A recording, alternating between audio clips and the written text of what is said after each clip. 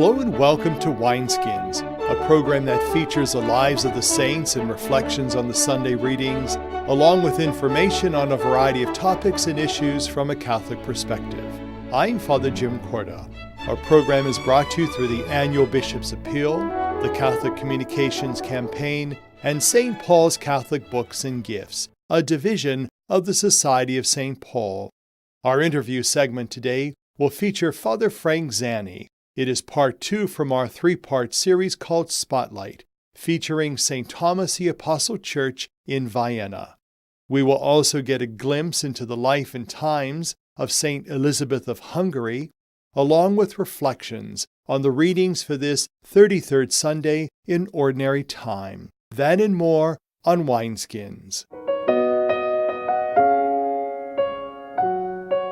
Now I will speak with Mark Izzo from the Basilica of Our Lady of Mount Carmel in Youngstown about a special event taking place there. Joining me for Wineskins now is Mark Izzo and Jeff Howe from the Basilica of Our Lady of Mount Carmel in Youngstown. Welcome to Wineskins. Good morning, Father Corda. We know that there's a special exhibit that's going to take place very soon at the Basilica that we'd like to let the folks know about, and it's a special exhibit on Eucharistic miracles. Why don't we get the discussion going by you, Mark, by telling us how this all came about? About 3 years ago, I was introduced from a lady, Lisa Joyce, who lives in Akron. She was talking with me about this Eucharistic Miracles exhibit is housed in Columbus. They had brought it to Akron. I had somehow heard about it. I reached out to her. She said, it's fantastic. So we worked together in conjunction with her and investigated how we could get this to come up from Columbus, made the contacts, and here it is. Well, Jeff, tell us a little bit about some of the specifics of what people can expect when they come for this 3-day event. Well, one of the things, Our Lady of Mount Carmel Basilica has been designated a pilgrim church, so when they do come to view the exhibit, they'll be able to gain plenary indulgence by coming and completing all those requirements for that plenary indulgence.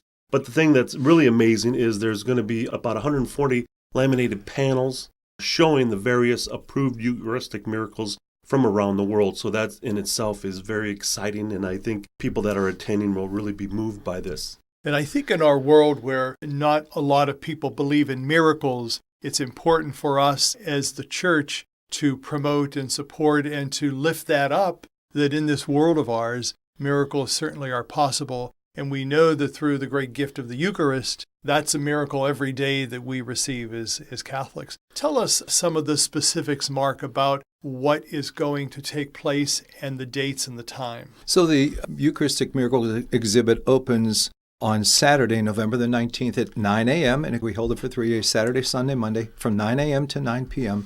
The only closure will be Sunday from 5 to 7. As we close out this year of mercy, Bishop Murray is going to close out the year of mercy with solemn vespers at St. Columba Cathedral. So we want all the faithful to be able to attend the solemn vespers. So we will close down at 5 o'clock. Vespers will be at 6 at the cathedral.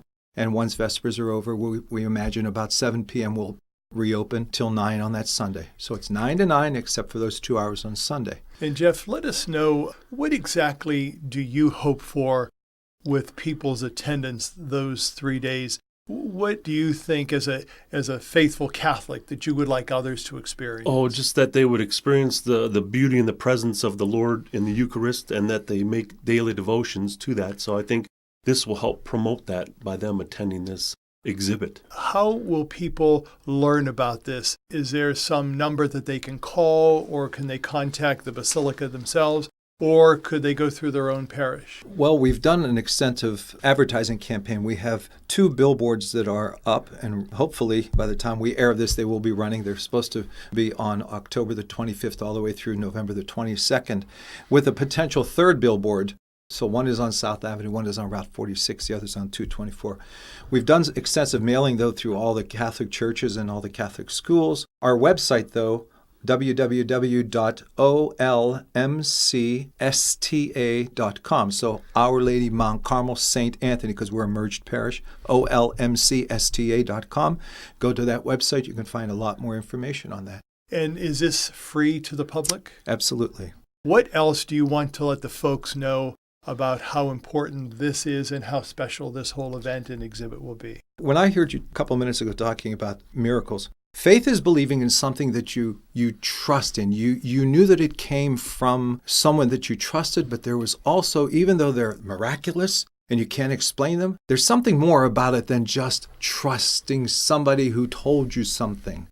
And even though science can't explain these, they're tangible. So faith is more so than just superstition. Superstition you might believe, but there's nothing credible behind it. And for years, the Vatican has explored these, although scientifically they can't explain it, but they're tangible. They can see it, they can study it, and while science can't explain it, it's so much more than just, like I said, a superstition. Jeff, a closing word from you. I just really hope everybody takes the opportunity to come out and view the exhibit and be enlightened by it and, increase their love to God through this. And Mark, one more time, tell the folks the dates and the times of the exhibit and the place. Saturday, Sunday, Monday, November 19, 2021, Our Lady of Mount Carmel Basilica, free and open to the public, 9 a.m. to 9 p.m., except for those 2 hours on Sunday from 5 to 7.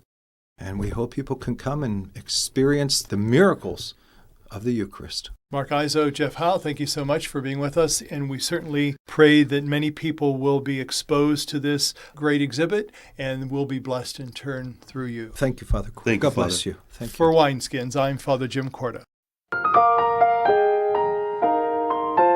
Saint Elizabeth of Hungary was a religious. To tell us more is Pam Pasquale. She is from St. Charles Church in Boardman. Although Saint Elizabeth died on November 16th, her feast day was transferred to the 17th so that it would not conflict with the feast of Saint Gertrude. She died in Germany in 1231 and was canonized in 1235 and was inscribed in the Roman calendar in 1474. Elizabeth was born in Hungary, the daughter of King Andrew II. At the age of 4, she was promised in marriage to Louis IV, and the marriage was celebrated when she was just 14. She was the mother of 3 children, but her husband, who had joined the crusade under Frederick II, died in an epidemic 18 days before the birth of the 3rd child, Gertrude. Left a widow when she was scarcely 20 years old, Elizabeth left the castle at Wartburg and dedicated the rest of her life to extraordinary works of charity. After refusing to marry a second time, she founded a hospital in honor of St. Francis of Assisi and donned the gray habit of the Franciscan tertiaries. During the last 4 years of her life, she worked in the hospital she had founded and was greatly esteemed by the people. She died at the early age of 24. Since the 13th century, she is a patron of Franciscan tertiaries, together with St. Louis IX. The opening prayer of Mass is new, and instead of emphasizing disdain for the world, it underlines the principal virtue of Elizabeth. Father, you helped Elizabeth of Hungary to recognize and honor Christ in the poor of this world. In midwinter of 1227, she asked the Franciscan friars to sing a Te Deum because she was considered worthy to share in the poverty of Christ. Then, on Good Friday in 1228, in that same Franciscan church, she voluntarily renounced all worldly pomp and everything else that Christ had commanded to be given up. She herself lived an austere life in accordance with Franciscan poverty. The intercession in the opening prayer is that we may serve our brothers and sisters in time of need. Elizabeth also visited the poor in their hovels. She sewed baptismal garments for infants and shrouds for the deceased. Once, on Holy Thursday, she washed and kissed the feet of lepers. The relevance of this saint is found in the Office of Readings, in the account written by her spiritual director. Apart from those active good works, I declare before God that I have seldom seen a more contemplative woman. This exemplary Franciscan tertiary proved the possibility of combining the practice of poverty with the life of an aristocrat. Saint Elizabeth was canonized by Pope Gregory IX, who 3 years earlier canonized Saint Francis of Assisi. The Franciscan ideal is still of value today, and St. Elizabeth is for us a model of compassion for the poor and needy. After her funeral, Frederick II wrote to Brother Elias, the successor of St. Francis, "The Venerable Elizabeth, so dear to God and of an illustrious family, illumined the mist of this world like a morning start." For Wineskins, I'm Pam Pasquale. I'm talking with Father Frank Zanni, who is pastor of St. Thomas the Apostle Church in Vienna. Before we took a break, we were talking about some of the challenges of reconfiguration and bringing parishes together, and you were talking about some of those. Why is it so important to have a spirit of unity and togetherness whenever you embark on this whole reconfiguration and collaboration, especially in this church today? Well, I think it's important because we are developing a new sense of church in the church today. The Catholic Church on every corner no longer exists, or will soon no longer exist. And so we have to begin to working together. Pre-shortage magnifies the problem. So it's very, very important to get across to parishioners, and I can understand their sentimentality towards their local parish. This is where I was baptized. This is where my parents died. The funeral masses, so there's a lot of emotional tie to a building. And that's the most challenging part. Right. That the broader concept of what church is needs to be understood a lot better. That a church is not just the building. It's the parishioners that fill the building. Right. And so there you have two operative understandings of church. Mm-hmm. And if you can plug into that it's a community of believers, not just the building, the process goes much, much smoother and better.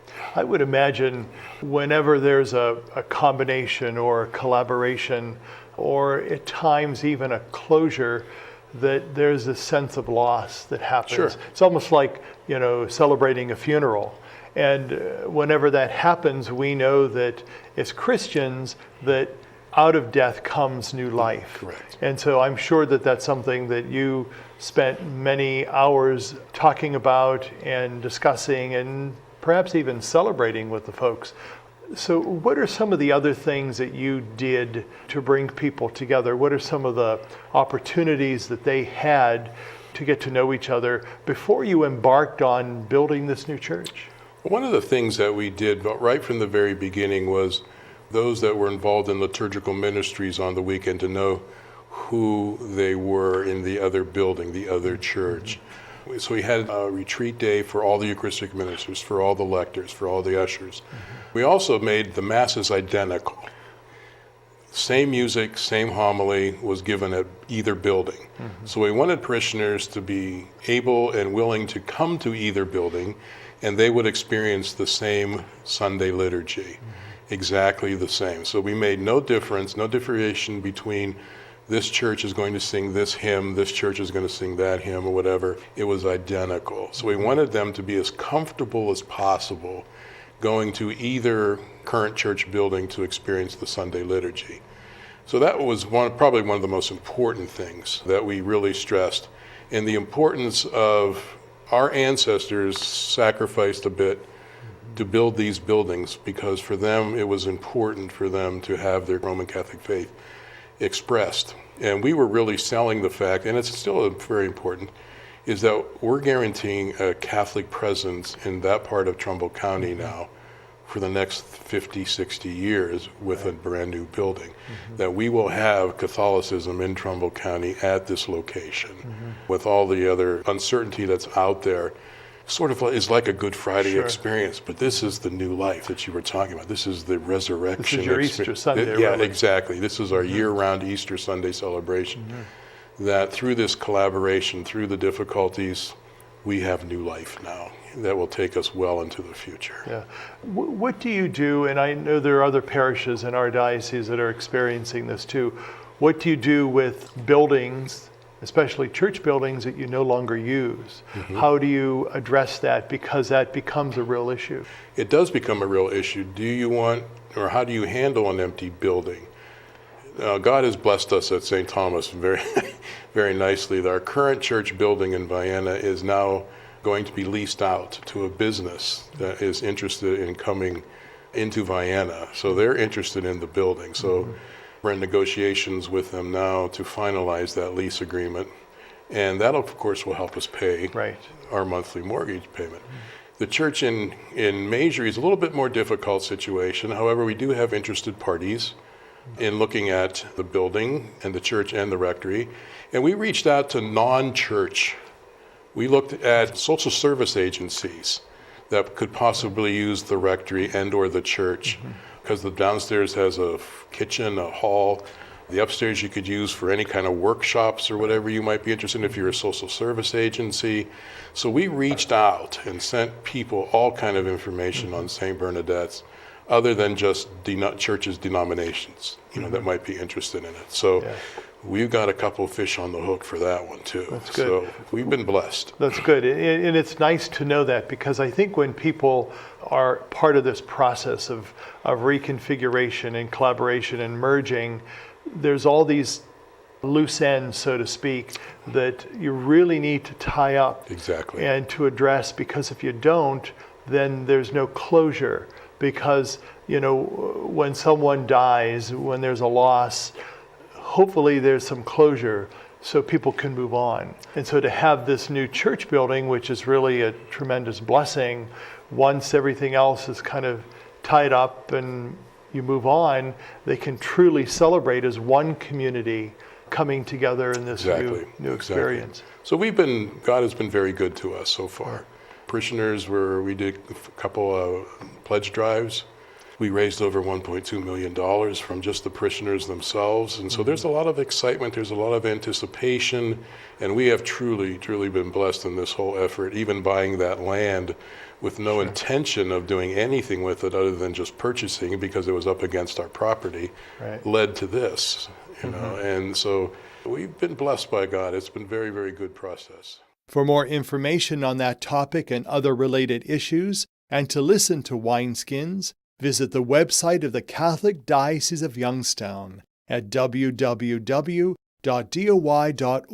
Stay with us. We'll be right back. The Diocese of Youngstown is seeking qualified candidates for the Parish Leader Formation Program. The program will train current deacons, religious men and women, and laymen and women to become certified parish leaders, making them eligible to apply for parish leader openings in the future. Applicants to the Parish Leader Formation Program will be screened and interviewed. Please contact Pete Schaefer at 330-744-8451. Our song today is from the CD entitled Earthen Vessels. It is by the St. Louis Jesuits and their 40th anniversary edition. You can find this song and much more at ocp.org.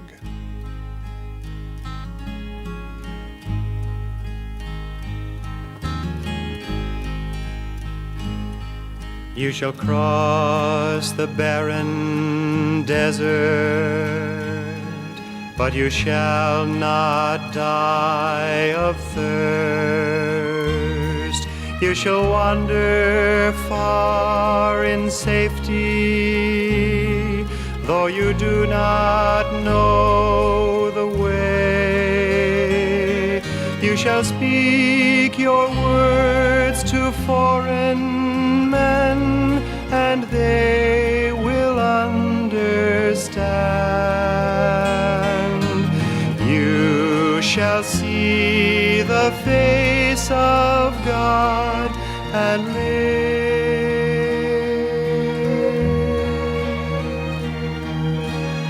Be not afraid. I go before you always. Come, follow me, and I will give you rest.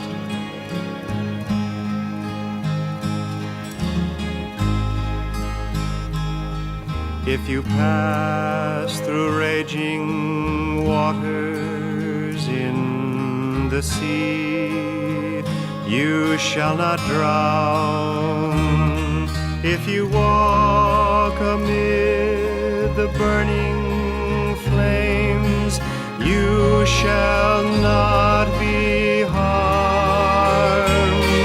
If you stand before the power of hell, and death is at your side, know that I am with you through it all.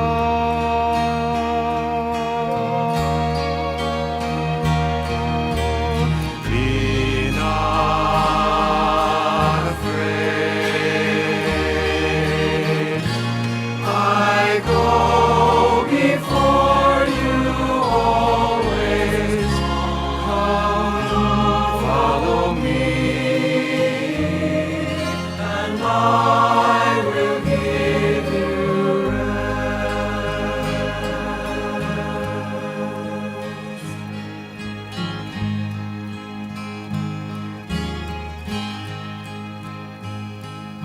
And blessed are your poor, for the kingdom shall be theirs.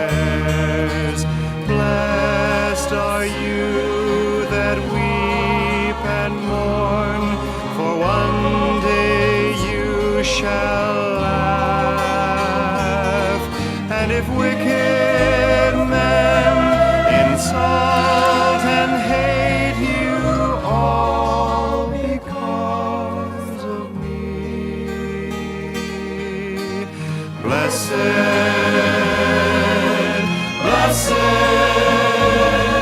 are you.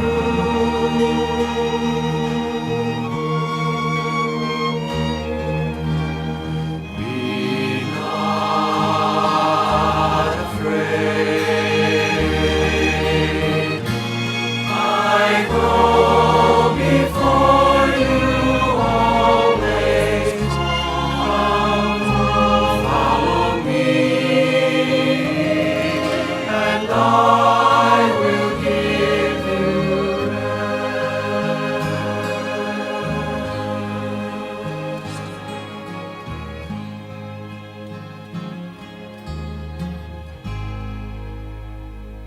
Our scripture reflections for this 33rd Sunday in Ordinary Time will be done by Father James Walker. The picture painted in today's scripture is like a nightmare of fire, destruction, and disaster.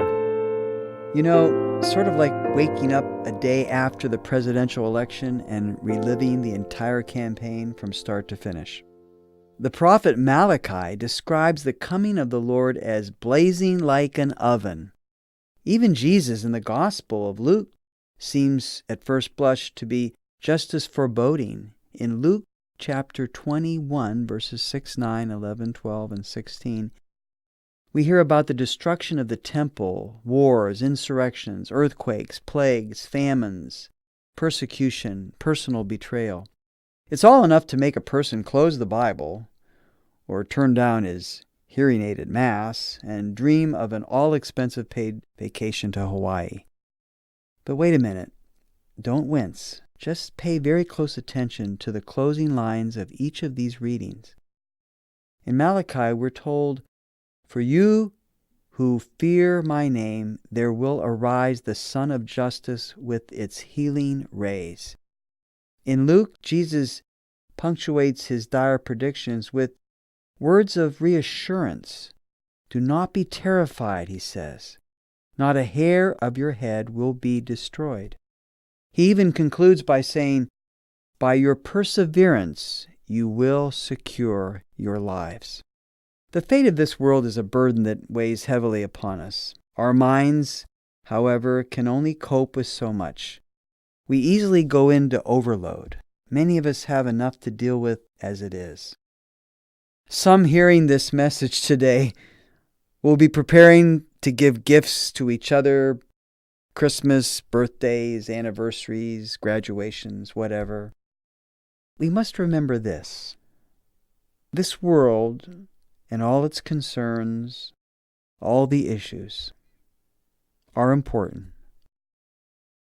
But there is something far more important than any of these. We can't take this world so seriously that we forget our highest priority. We need to put our spiritual house in order and make the gospel the heartbeat of our lives. Make your own world the starting point of Jesus' way of life for you. Our most memorable family car was a used red, white 55 Ford Fairlane. 6 years and several vacation trips later, my father laid it to rest, and he did so in a junkyard only a few miles from our house. It became a regular ritual to drive past the rust heap and pay our respects. I always said we were the only family I know who paid their respects at 2 cemeteries, one for people and the other for cars. That piece of family history comes to mind when I remember a book that I read by Ron Hitchcraft entitled Yesterday's Dreams. There he talks of seeing a truckload of smashed cars, the ones that look like, steel pancakes. He says that there was a day when those hunks of steel we call junk were dreams. Dreams come true for people like you and me. At one time, the dream was new and shiny. As he states so well, yesterday's dreams become today's disappointments. Our dreams get flattened. A dream girl, a dream guy, a dream job, a dream home, a dream scheme to make big bucks. Either you don't get it in the first place, you lose it after you get it, or you get it and it turns out not to be what you expected. When all seems lost, God's dreams for us will still be there. It all depends on letting go of our own passing dreams and choosing the only dream worth living for. Don't know what that dream is? Come to know Jesus Christ even more in your life, and you'll know that dream. Remember, Jesus is reassuring us today of his dream for us. Remember. For Wineskins, I am Father James Walker. The theme of the end of time is found in both the Old and New Testaments in the Bible. Today's sacred scriptures dwell on that theme.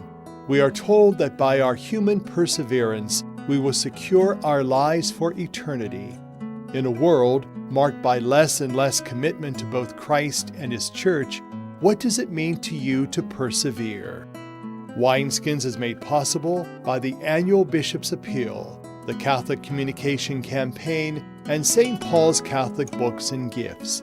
Wineskins is produced by CTNY, the Catholic Telecommunications Network of Youngstown.